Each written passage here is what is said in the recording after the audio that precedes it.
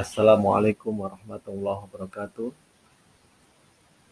Bismillahirrahmanirrahim. Alhamdulillah rabbil alamin.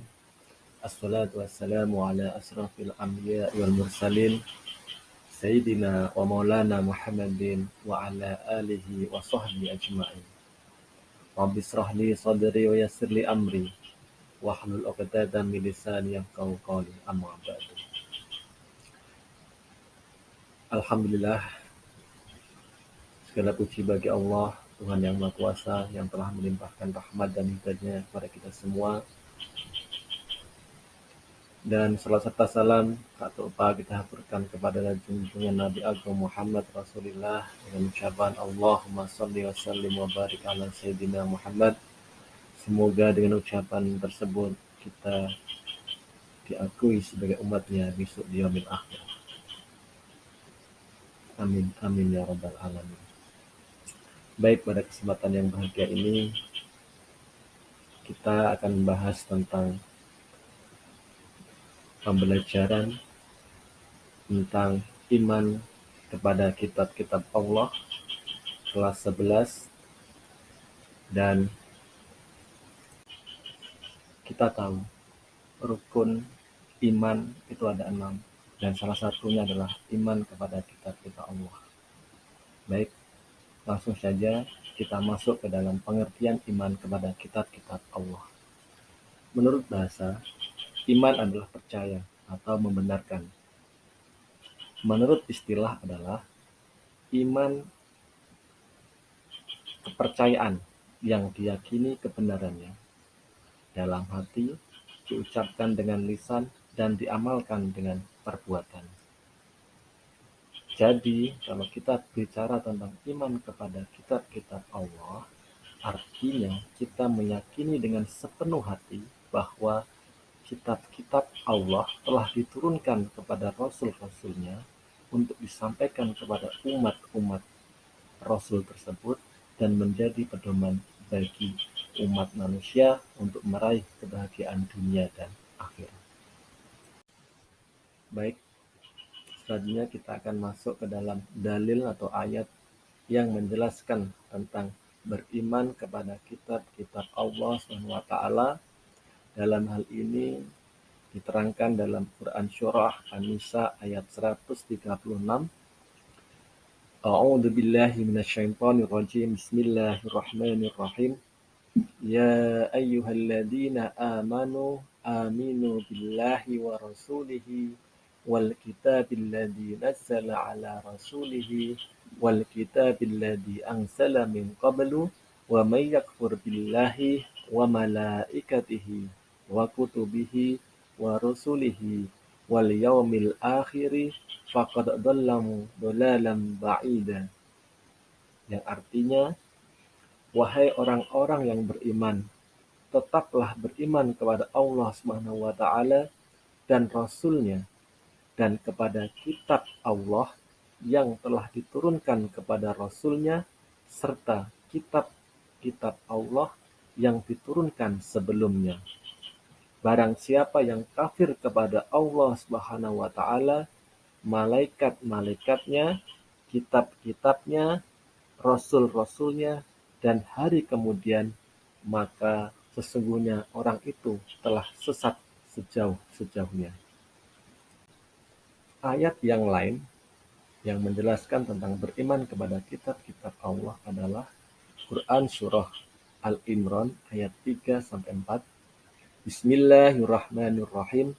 Nazzala 'alaikal kitaba bil haqqi musaddiqan lima baina yadayhi wa anzalat taurata wal injila min qablu hudan linnasi wa anzalal furqana innal ladzina kafaru bi ayatillahi lahum 'adzabun syadidun wallahu 'azizun dzuntiqam. Yang artinya, Dia menurunkan Alkitab Al-Quran kepadamu Muhammad dengan sebenarnya, membenarkan kitab yang telah diturunkan sebelumnya, dan menurunkan Taurat dan Injil. Sebelum Al-Quran menjadi petunjuk bagi manusia, dan Dia menurunkan Al-Furqan. Sesungguhnya orang-orang yang kafir terhadap ayat-ayat Allah Subhanahu wa taala akan memperoleh siksa yang berat, dan Allah Subhanahu wa taala Maha Perkasa lagi mempunyai balasan siksa. Berikut adalah nama-nama kitab Allah dan nabi penerimanya. Yang pertama adalah kitab Taurat yang diturunkan kepada Nabi Musa alaihissalam. Yang kedua adalah kitab Zabur yang diturunkan kepada Nabi Daud alaihissalam. Yang ketiga adalah Nabi Isa mendapatkan kitab atau diberikan kitab Injil kepada beliau. Selanjutnya adalah yang terakhir, kitab Al-Quran yang diberikan kepada Nabi Muhammad SAW sebagai penutup daripada Nabi, dan kitab Al-Quran adalah penyempurna dari kitab-kitab yang terdahulu. Baik, kita akan membahas sedikit tentang 4 kitab yang diturunkan Allah kepada nabi-nabinya. Yang pertama adalah kitab Taurat yang diberikan kepada Nabi Musa alaihissalam di Bukit Sina. Kitab yang berbahasa Ibrani ini menjadi pedoman sekaligus petunjuk bagi Bani Israel, sebab kala itu Nabi Musa alaihissalam diutus oleh Allah Subhanahu wa taala untuk berdakwah kepada Bani Israel. Keterangan terkait kitab Taurat terdapat dalam Quran surah Al-Isra ayat 2. Bismillahirrahmanirrahim. Wa atayna Musal kitaba wa ja'alnahu hudan li bani Israila alla tattakhidu min duni wakila. Yang artinya, dan kami berikan kepada Musa kitab Taurat dan kami jadikannya petunjuk bagi Bani Israel dengan firman, janganlah kamu mengambil pelindung selain aku. Yang kedua adalah kitab Zabur. Nabi dan Rasul yang menerima kitab Zabur adalah Nabi Daud alaihissalam. Kitab Zabur menjadi pedoman bagi kaum Bani Israel yang isinya puji-pujian kepada Allah SWT atas segala nikmat ilahiyah.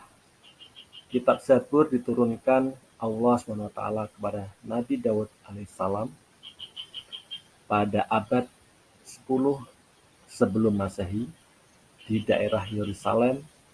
Bahasa yang digunakan dalam Zabur adalah Kipti. Terkait kitab Zabur, Allah SWT berfirman dalam Quran surah Al-Isra ayat 55. Bismillahirrahmanirrahim. Wa rabbuka a'lamu biman fis samawati wal ard wa laqad faddalna ba'dan nabiyyina ala ba'di wa atayna Dawuda zabura. Yang artinya, dan Tuhanmu lebih mengetahui siapa yang di langit dan di bumi, dan sesungguhnya kami telah memberikan kelebihan kepada sebagian nabi-nabi atas sebagian yang lain, dan kami berikan Zabur kepada Daud. Selanjutnya adalah kitab Injil. Kitab Allah SWT berikutnya adalah Injil. Kitab ini diturunkan Allah SWT kepada Nabi Isa alaihissalam di daerah Yerusalem sekitar permulaan abad 1 Masehi. Pada awal diturunkan, kitab Injil menggunakan bahasa Suryani. Kitab Injil berisi tentang ajaran hidup dengan zuhud, menjauhi kerusakan dan ketamakan dunia. Kitab ini menjadi pedoman bagi kaum Bani Israel di masa Nabi Isa alaihissalam. Kitab Injil yang diterima oleh Nabi Isa alaihissalam disebutkan dalam Quran surah Maryam ayat 30. Bismillahirrahmanirrahim. Qala inni abdullah atanil kitaba waj'alni nabiyya, yang artinya dia, Nabi Isa berkata, sesungguhnya aku hamba Allah, dia memberiku kitab Injil, dan dia menjadikanku seorang nabi. Kitab yang terakhir adalah kitab Al-Quran. Kitab Allah SWT terakhir adalah kitab Al-Quran, dengan bahasa yang digunakan adalah bahasa Arab. Kitab ini diturunkan kepada Nabi Muhammad SAW secara berangsur-angsur. Al-Quran menjadi penyempurna bagi kitab-kitab Allah SWT yang terdahulu. Al-Quran juga menjadi pedoman bagi seluruh umat manusia hingga akhir zaman. Sebagai umat Islam, kita mesti membaca Al-Quran, kemudian mengkaji, sekaligus mengambil pelajarannya. Adapun isi ajaran yang terkandung dalam Al-Quran antara lain tentang akidah, akhlak, ibadah, muamalah, hingga tarikh atau sejarah. Setelah kita mengetahui kitab-kitab Allah yang berjumlah 4 yang diturunkan kepada nabi-nabi Allah tersebut, sekarang kita masuk ke dalam ciri-ciri orang yang beriman kepada kitab-kitab Allah. Yang pertama adalah meyakini bahwa sebelum Al-Quran, Allah SWT telah menurunkan kitab-kitab kepada Nabi dan Rasul-Nya. Yang kedua, meyakini bahwa Al-Quran adalah mukjizat Nabi Muhammad SAW. Yang ketiga, meyakini dengan sebenarnya bahwa kitab yang terakhir adalah kitab Al-Quran. Yang nomor 4, selalu beribadah kepada Allah SWT. Inilah 4 ciri orang yang beriman kepada kitab-kitab Allah, dan semoga kita menjadi bagian daripada ciri-ciri tersebut. Setelah kita mempelajari pengertian daripada iman kepada kitab-kitab Allah, perbedaan suhuf dan kitab, dan penjelasan 4 kitab yang telah diturunkan kepada Rasul-Rasul Allah SWT, maka yang terakhir kita akan masuk pada hikmah beriman kepada kitab-kitab Allah. Apa hikmah daripada beriman kepada kitab-kitab Allah? Yang pertama adalah menambahkan ilmu pengetahuan, baik itu pengetahuan umum dan juga ilmu pengetahuan agama. Yang kedua, menjadi pribadi yang baik dan dapat membedakan mana yang baik dan mana yang buruk sesuai dengan perintah Allah dalam menjalani kehidupan di dunia.